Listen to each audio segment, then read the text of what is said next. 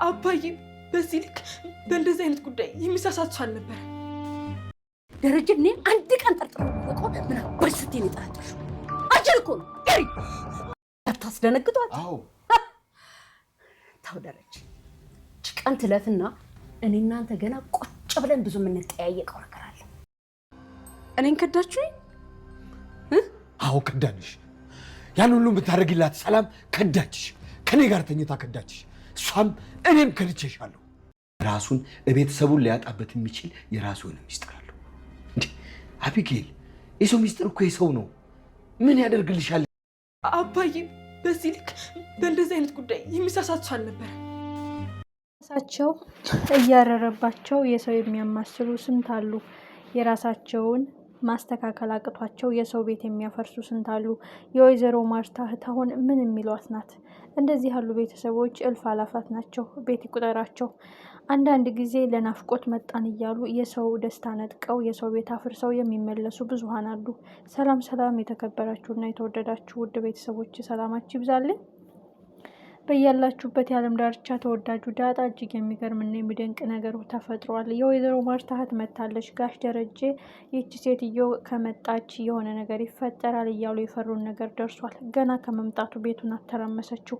በግድ ጠርጥሪ፣ የምታምኒው ባልሽ ላታምኑ ትችያለሽ፣ የተደበቀ ነገር ሊኖረው ይችላል፣ ዓይንሽን ግለጪ በግድ እያለች እንግዲህ ብዙ ነገር ልትፈለፍል ትፈልጋለች። በግድ በግድ በግድ የሰው ትዳር ካላፈረስኩ የሚባል ኑሯል እንዴ? እህን ጊዜ የእሷ አሮና አሮ አልቆ ማስተካከል አቅቷት ሊሆን ይችላል። በጥርሷ ሸፍነው በልብሷ ደብቀው ህመሟን ሸፍነው ወደ ሀገር የመጣችው። እንደዚህ ያሉ ሰዎች ቤት ይቁጠራቸው። ግን እዚህ መጥተውም የራሳቸውን ኑሮ ሳያስተካክሉ የሰው ህይወት የሚያተራምሱ እልፍ አላፋት ናቸው። ጋሽ ደረጀ በልጆች ከመጣችብኝ እኔ አልመለስላትም። አንቺን ስለማከብርሽ ለአንቺ ስለታገሳታለሁ። ብትናገር እንዴት እንኳን ትናገራታለች?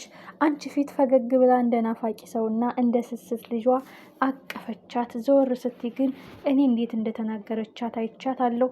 እሷን ላለማስደንገጥ ወደ ኋላ ተመልሼ ሳታይኝ ወደ አንቺ መጣሁ። ማርትዬ በልጆቿ ከመጣችብኝ አልመለስላትም ይላታል። ወይዘሮ ማርታም ምን ሆነሃል ደሬ? ሰሞኑን ልክ አይደለህም የሚል ጥያቄ ትቀጥላለች። አቢጌልም ክፍሏን ዘግታ ታለቅሳለች። ቤቴ ውስጥ ምን እየተካሄደ ነው? ይቀጥላል። ጋሽ ደረጀ መልስ የለውም። በጣም ያሳዝናል። የወይዘሮ ማርታ እህት ነገሮችን ልታፈነዳቸው፣ እውነታው ልትገልጸው ነው። አቢጌልስ መልካም ዜና የምታበስር ይመስል ይህን ካልተናገርኩ ሙቼ እገኛለሁ ብላለች። እስከ ዛሬ ስትፈለፍለው ስትጠረጥረው ብዙ ጊዜ ስትታገለው የነበረው ሚስጥር አዎ እህትሽ ናት፣ አምነሽ ተቀበይ፣ ከውሃ እንዳትለያት፣ ቂም እንዳትይዥባት፣ እህትነቷን አሳልፋ ስትሰጥሽ ቆይታለች። አንቺ ሳታውቂ እሷ ግን እንደ እህት እየሆነችልሽ ነበረ። ለዛ ነው እንደ እህት ለምን ትሆኝልሻለች እያልሽ ስትጠይቂ መልስ ያጣችልሽ። አቢጌል ዳጣ እህትሽ ናት፣ እመኚ። የአባትሽን ገበና መሸፈን ካቃተሽ አሳልፈሽ ብትሰጭኝ አልፈርድብሽም። ግን እንደ ሰው ቆም ብለሽ አስቢ። የምትናገሪው የምስራች ዜና አይደለም፣ ልብ የሚሰብር ትዳርን የሚፈርስ ቤትን የሚንድ ዜና ነው። አቢጌል ከስህተትሽ ተማሪ፣ ቆም ብለሽ አስቢ። ይህ ሁኔታሽ የሰው ህይወት ያሳጣሻል፣ በኋላ ግን ይቆጭሻል። የፈሰሰው አይታፈስም። የሆነ ነገር ቢፈጠር መመለሻው ያጠረሽ፣ ማጣፊያው እየጠፋብሽ እንዳትሆኝ ቢላትም አብዬል ግን ይሄን ካልተናገርኩ ሞቼ እገኛለሁ። ድገምልኝ፣ ድጋሜ ቃልህን እፈልጋለሁ። እውነት ዳጣ የኔ እህት ናትን? ያንተ ልጅ ናትን? እንዴት አስቻለህ? እንዴትስ ድፍረት ኖረህ? አባዬ የምኮራብህ አባቴ፣ አሁን ግን አፍርብሃለሁ ስትል አፏን ደፍራ አፏን ሞልታ ተናገረችው። ከአቢጌል ምን ትማራላችሁ? ምንም ነገር አንማርም ከአቢጌል እኔ በግሌ። ምክንያቱም እሷ ብዙ ጊዜ ደረጀ እሷን ለማስተማር ለእውነት እንድትቆም መልካም ነገር እንድትሆን፣ አንድ ችግር ሲፈጠር ቆም ብላ ማሰብ፣ የችግሩን ቶሎ ሂዶ መለኮስ ሳይሆን ችግሩ ይዞ የሚመጣውን ጣጣ፣ ያ ነገር ለሰው ሲነገር ይዞ የሚመጣውን መዘዝ ቆም ብላ ማሰብ ሳትችል፣ እሷ ግን ትክክል ነበርኩኝ እኔ የጠረጠርኩት ውሸቱን አያውቁም የሚባለውን ነገር መነገር ነው የምትፈልገው። ወይዘሮ ማርታ ካመነችው አመነችው። አንዳንድ ጊዜ ከማመን መታመን ከመታመን ማመን እንደሚባሉት ሁሉ አምኖ መገኘትና ታምኖ መገኘት ብዙ ልዩነት አለው ማለት ነው። ስለዚህ ወይዘሮ ማርታ ግጥም አድርጋ ካመነችው ኃጢአቱና ጥፋቱ ለሱ ነው።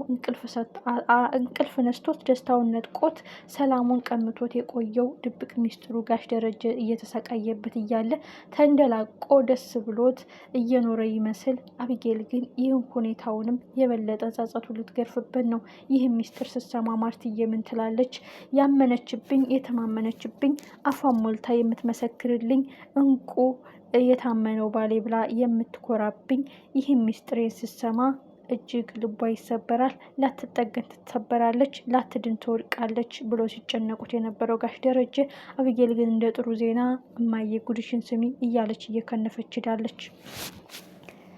በሌላ በኩል የወይዘሮ ማርታ እህት ናት። የወይዘሮ ማርታ እህት አሁን እሳቱን እያቀጣጠለችው ነው። ዓይንሽን ግለጪ። ወንዶች ሁለት ጸጉር አውጥተው ራሱ ሁለት ጸጉር አብቅለው ራሱ እነሱ ከመሳሳትና ድብቅ ሚስጥር ከመደበቅ ወደኋላ አይሉም። ወንዶች እኮ ናቸው። አንቺ ግን ሁለት ልጅ ብቻ ናቸው ብለሽ ዝም ብለሽ አንገትሽን ደፍተሽ ብትኖሪ ታምነሽለት ብትኖሪም እነሱ ግን አርፎ አይቀመጡም እያለች ነገር ትጎዘጉዛለች፣ ነገር ትመዘምዛለች። ይቺ ሴትዮ ይዛው የመጣው ጣጣ ገና ውሃ ከጠላቻት ኦልሬዲ ይቺ ሴትዮ ምንም ነገር የላትም፣ ስርዓት የላትም። የራሷ አሮባት የሰው ልታማስል የመጣች የራሷ አሮ ከስሎባት የሰው ቤት ልትንድ የመጣች ነው የምትመስለው። ጉድና ጅራት ከበስተኋላ ይባላል። ጉድሽን በሰማሽ ገበያ በወጣሽ ይባላል። እና ነገሩ አንዳንድ ጊዜ ለሰዎች ትምህርት የሚሰጥ ነገር ቢያመጡልን ምን አለ። ይች አሁን ከውጭ መጣው ሰለጠንኩ የተማረ ሀገር መጣው ብላ ግን ሰዎችን የምትጸየፍ ሰዎችን የምትንቅ ሰዎችን በሰውነታቸው የማታከብር እየሳቀች የምትገል ፈገግ እያለች የምትቀብር ሆናለች። ከእንደዚህ ያለ ወዳጅ ከእንደዚህ ያለ እህት ይሰውረን። አንዳንድ ጊዜ ወዳጅ መስለው የሚቀብሩ አፍቃሪ መስለው የሚወጉ እጅግ ብዙ ናቸው። እኛም ብዙ ጊዜ የምንጎዳው በእንደዚህ በቅርብ ሰዎች ናቸው። ከቤት አጋዥ ጀምሮ ከጥበቃ ጀምሮ ምስኪኗ እንኳን የሳቃቸው ምንጭ የጨዋታቸው ድምቀት የሆነችውን ውሃን የተጸየፈች ውሃን የምታመነጫጭቅ ይች ታዲያ ምኑን ከሰው ተቆጠረች? ከዚህ ሴትዮም እንደምትማሩት አንዳንድ ጊዜ ከሰለጠነ ዓለም መጣን እያሉ እየመጡ የሰው ሕይወት የሚያተራምሱ ብዙ ናቸው። የጋሽ ደረጀና የማርታ ህይወት መጨረሻው ምንድን ነው? አቢጌልስ ይህን ዜና ተናግራ ምን ታተርፋለች?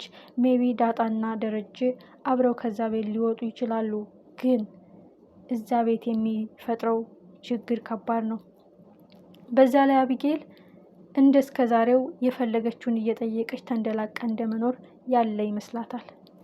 ግን የእግር እሳት የአይምሮ ጠባሳ የህሊና ጸጸት የማይድን ቁስል የህሊና ጠባሳ ሆኖ ነው የሚቀርባት ይህን ዜና ከተናገረች። ጋሽ ደረጀ ግን የለመናት ጊዜ ስጭኝ፣ እኔ ራሴ ባንደበቴ ልንገራት፣ ጥፋቴ ገበናዬ ድብቅ ሚስጥሬን እኔው ራሴ ክደቴ ልንገራት ቢላት አቢጌል ሩጣ ሄዳለች። ይህንን የምስራች የምትነግር ይመስል የቤተሰብ መርዶ ቤትን የሚያፈርስ ትዳርን የሚያናጋ ደስታን የሚቀማ ዜና እንዴት ሰው ካልተናገርኩ ሞቼ እገኛለሁ እንቅልፌን አጣለሁ ይባላል። ቀጣይ ክፍል ምን የሚፈጠር ይመስላችኋል? ጋሽ ደረጀ የፈሩት ወይዘሮ ማርታን ስትሰማ ወይ ትሞታለች ወይ ትገለኛለች ያሉት ነገር ይተገበራል ወይስ? ቀጣይ ክፍል በጉጉ